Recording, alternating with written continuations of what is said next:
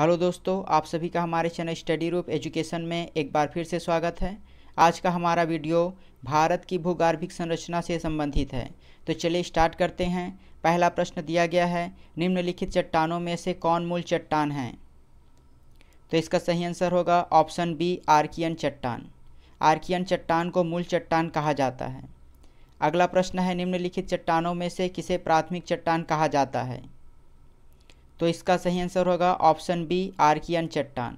Archaean चट्टान को मूल चट्टान या फिर प्राथमिक चट्टान कहा जाता है। अगला प्रश्न है, आर्कियन चट्टान के वर्गीकरण के अंतर्गत नहीं आता। तो इसका सही आंसर होगा ऑप्शन डी, प्रायद्वीपीय नीस। ये तीनों आर्कियन चट्टान के वर्गीकरण के अंतर्गत आते हैं, जबकि चौथा इसके वर्गीकरण के अंतर्गत नहीं आता। अगला प्रश्न है, आर्कियन चट्टानों के प्राथमिक विखंडन से प्राप्त चट्टान हैं। तो इसका सही आंसर होगा ऑप्शन ए, धारवाड़। आर्कियन चट्टानों के प्राथमिक विखंडन से हमें धारवाड़ चट्टान प्राप्त होती है। अगले प्रश्न की ओर बढ़ते हैं। अगला प्रश्न दिया गया है, निम्नलिखित में से किस समूह में सर्वाधिक खनिज पाए जाते हैं?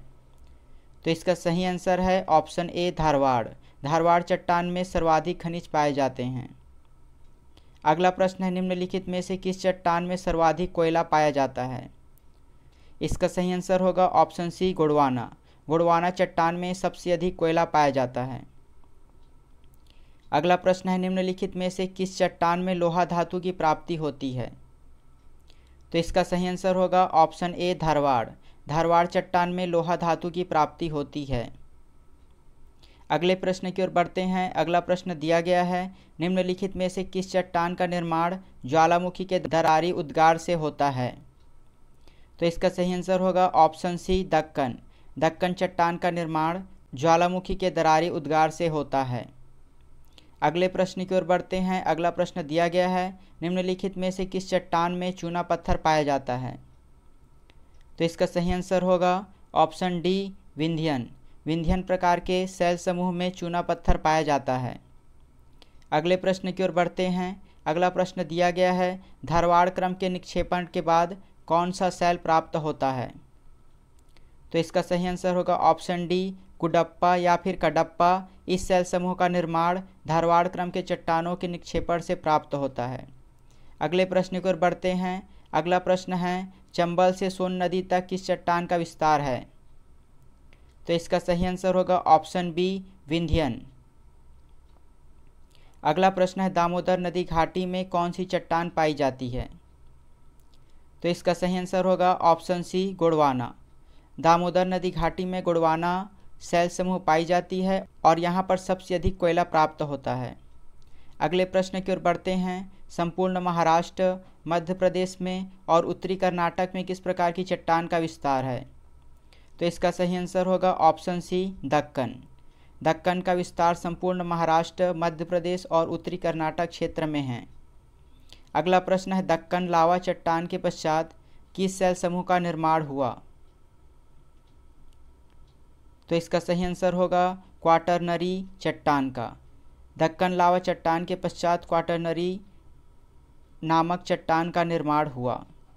अगले प्रश्न की ओर बढ़ते हैं। अगला प्रश्न दिया गया है, निम्नलिखित में से किसे चालनोकाइट सीरीज भी कहते हैं?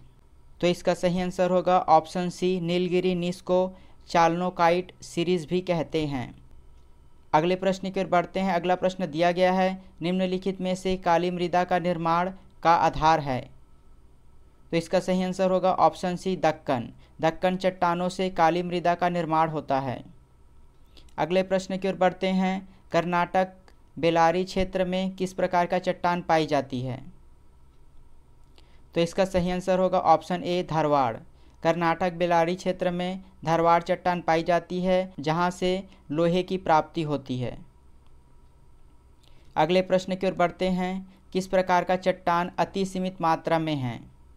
तो इसका सही आंसर होगा ऑप्शन सी, क्वाटरनरी। अगला प्रश्न है, गोंडवाना क्रम की चट्टानों में सर्वाधिक मात्रा में प्राप्त होता है?